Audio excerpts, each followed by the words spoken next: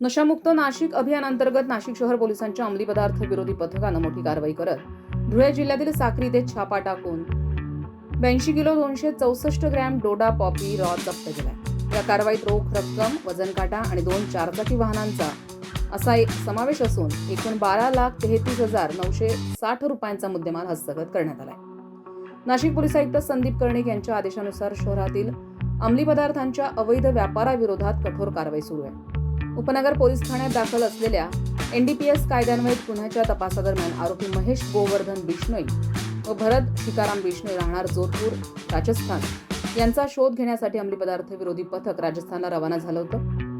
तांत्रिक विश्लेषण, mobile location आणि गोपनीय माहितीच्या आधारे आरोपी 18 जुलै 2026 रोजी साक्री तालुक्यातील कोंडाईबारी येथील समरगळा हॉटेलमध्ये असल्याचं निष्पन्न झालं।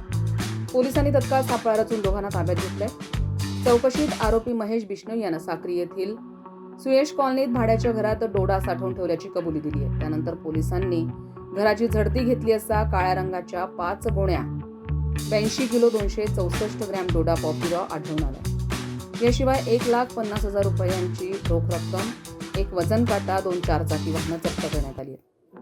प्राथमिक चौकशीत अंमली पदार्थ राजस्थानमधील शेष नावाच्या व्यक्तीकडून आणल्याचं आरोपींनी सांगितलंय। त्यानुसार महेश बिश्नोई, भरत बिश्नोई आणि शेष यांच्या विरुद्ध NDPS कायदा कलम 8C, 15C आणि 29 अन्वये साक्री पोलीस ठाण्यात गुन्हा दाखल करण्यात आला।